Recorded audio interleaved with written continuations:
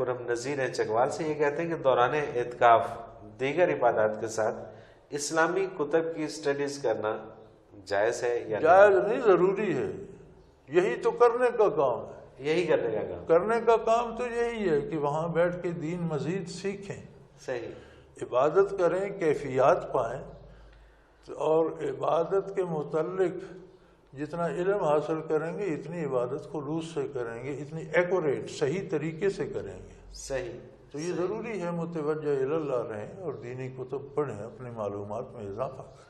صحیح، مطلب وہاں پر بیٹھ کے ناول نہ پڑھیں، افسانے نہ پڑھیں، دنیا کی باتیں نہ پڑھیں، دین جتنا پڑھ سکیں۔ مطلب مقصد یہ ہے کہ دین کو سمجھنا ہے، دین کو پڑھنا ہے، اس کے لیے جو بھی کتب اس میں معاون ثابت ہو سکتی ہیں وہ پڑھی جاتی، بلکہ وہ ضروری ہیں، جائز نہیں، ضروری ہیں۔ صحیح، ایک مسئلہ اس سے متعلقہ میں آپ کو اور بتا دوں، اس کا بھی آج کل رواج بہت ہو گیا کہ بے شمار لوگ عمرے پہ جا رہے ہیں، صحیح، حج فرض ہے، حج نہیں کرتے۔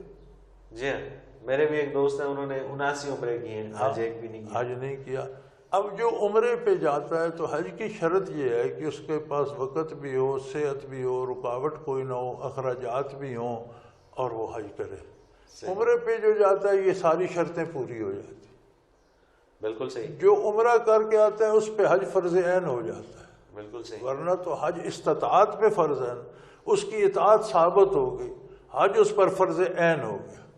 تو اس کو تھوڑی سی ترتیب اس طرح دیں کہ پہلے حج کریں، وہ فرض ہے، اس کے بعد ساری زندگی جتنا چاہے عمرے کرتے رہیں۔ صحیح۔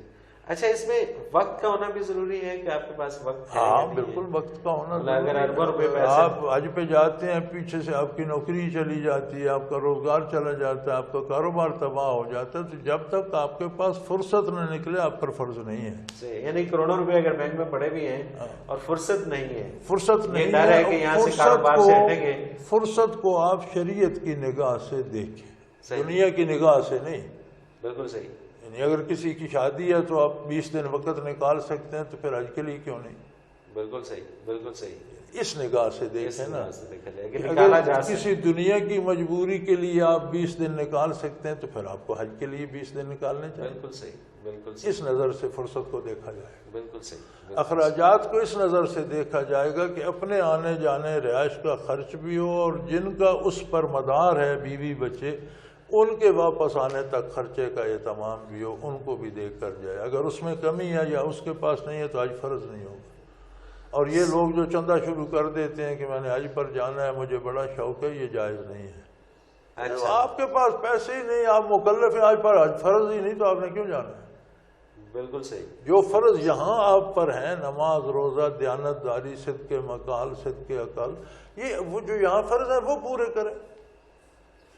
اچھا، اسی سے ایک ملتا جلتا سوال آ گیا ہے، منظور حسین ہے ملتان سے، یہ کہتے ہیں جی حضرت جی یہ فرمائیے گا کہ کیا پرائز بانڈ خریدنا، رکھنا اور اس کا انعام جائز ہے، اور کیا انعام کی رقم سے عمرہ یا حج جائز ہے؟ میں اب اس میں فتویٰ دینے کی پوزیشن میں نہیں ہوں، کیونکہ میرے مطالعہ میں یہ سارا نظام نہیں ہے۔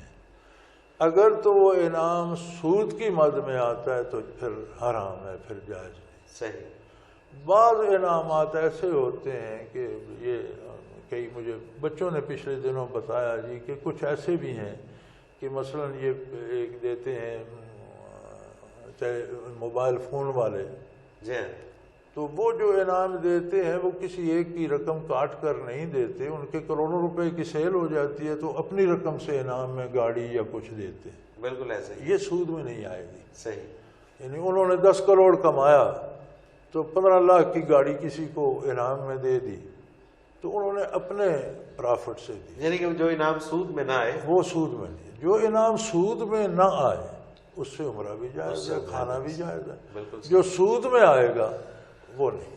صحیح۔ عثمان غنی لاہور سے، اسراف کس حد کے بعد شروع ہوتا ہے؟ اسراف کس حد کے بعد شروع ہوتا ہے؟ خوشی کے موقع پر خرچ کیے جانے والے اخراجات کب اسراف کے زمرے میں داخل ہوتے ہیں؟ میں آپ کو سادہ سی بات بتا دیتا ہوں۔ ضرورت ہے، آپ کے پاس پیسے ہیں، آپ تکلیف اٹھاتے ہیں، پیسہ خرچ نہیں کرتے۔ صحیح۔ ضرورت ہے آپ کو دوائی کی، دوائی مہنگی ہے، آپ کہتے ہیں اتنے پیسے لگ جائیں گے، چلو خیر ہے 2 دن میں ٹھیک ہو جائے گا۔ اسی طرح لباس کی ضرورت ہے آپ، تو اسے بخل کہتے ہیں، یہ کنجوسی ہے۔ ضرورت پوری نہ کرنا، پیسہ بچانا، یہ بخل ہے۔ یہ بخل ہے، ٹھیک ہے۔ ضرورت کے مطابق خرچ کرنا جائز اور روا ہے۔ ضرورت سے جہاں بڑھ جائے وہ اسراف ہو جاتا ہے۔ مثلا شادی ہے، ایک حد تک آپ نے خوشی کا اظہار کر لیا، وہ آپ نے بینڈ بجا لیا، آپ نے کچھ پٹاخے چلا لیے، ایک لمٹ تک جائز۔ لیکن اگر ساری رات پٹاخے ہی چلاتے رہیں گے تو اسراف میں چلے جائیں گے۔ بالکل صحیح۔ یہ آپ ہر بندہ خود جانتا ہے اور وہ خود کر سکتا ہے۔ اب آپ کے جاننے والے اتنے ہیں کہ آپ کے 10,000 مہمان آ گئے تو آپ نے 10,000 کا کھانا کا اہتمام کیا تو اسراف نہیں ہوگا۔ صحیح۔ اگر اس میں سے بچ گئے تو یہ اہتمام ہونا چاہیے کہ وہ بھی ضائع نہ ہو، غریبوں میں بٹ جائے، کسی انسان کے منہ میں چلا جائے، پھر وہ اسراف نہیں۔ پھر اسراف نہیں۔ تو اگر آپ کا مہمان ایک آنا ہے، آپ نے 10 بندے کا کھانا بنایا، ایک نے کھایا، 9 کا آپ نے ڈسٹ بن میں پھینک دیا تو اسراف ہو جائے۔ بالکل صحیح۔ یعنی جہاں ضرورت، خوشی کی بھی ایک حد ہے نا جی، کہ آپ شادی پہ آپ آتش بازی چلاتے ہیں یا شادی پہ آپ کھانا دیتے ہیں تو اس کی ایک حد ہے نا۔ ہر بندہ جانتا ہے، ہر بندے کی اپنی حد ہے اس کی حیثیت کے مطابق۔ اس سے آگے گزرے گا تو اسراف ہو جائے گا، صحیح۔ اس سے پیچھے ہٹے گا تو بخل ہو جائے گا۔